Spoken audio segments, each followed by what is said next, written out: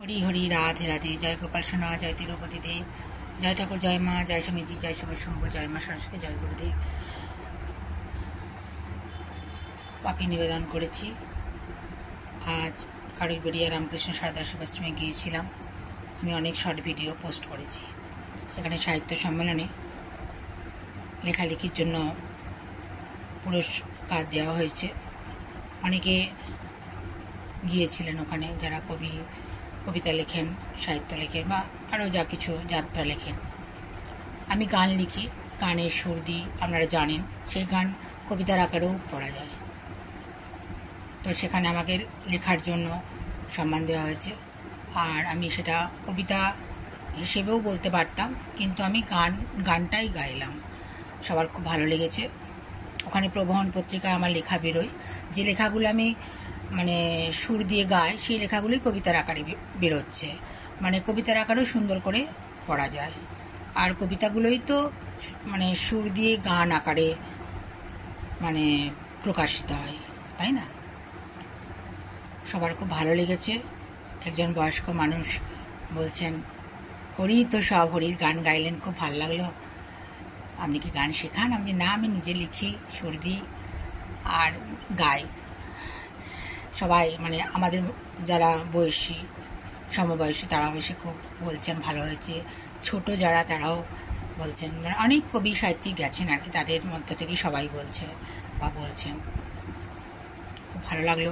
প্রশংসাটা বড় কথা নয়, বড় কথা হচ্ছে মানুষের ভালো লাগছে, তাই না? এর আগেও আমি ওখানকার সাহিত্য আড্ডা গ্রুপে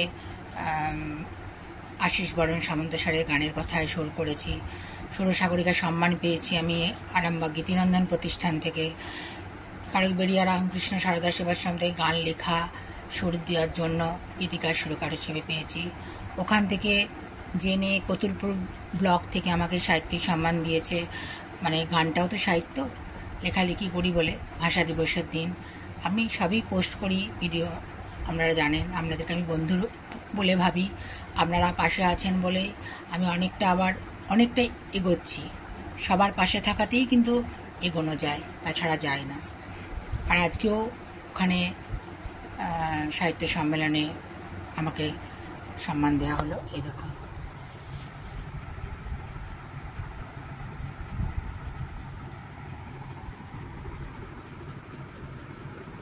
কোথায় বৃন্দাবন হরি, কোথায় বৃন্দাবন, মনেতে বৃন্দাবন হরি, মনেতে বৃন্দাবন।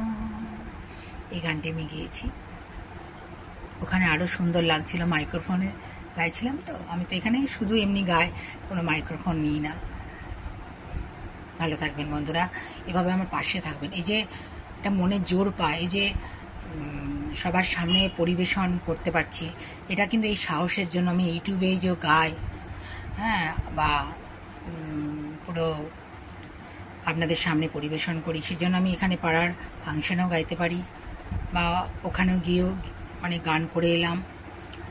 এগুলো পারছি কিন্তু এই জন্যই আপনাদের এত সাপোর্ট, আপনাদের সামনে গাইছি বলে। হ্যাঁ, নইলে আমি একটু এতটা পারতাম না সবার সামনে গাইতে। তো এটা কিন্তু ছোটোবেলায় গাইতাম, কিন্তু আরও অনেক সবার সাথে বসে গাইতাম, বা অনেক সাপোর্ট ছিল, পাশাপাশি আরও বান্ধবীরা থাকতো।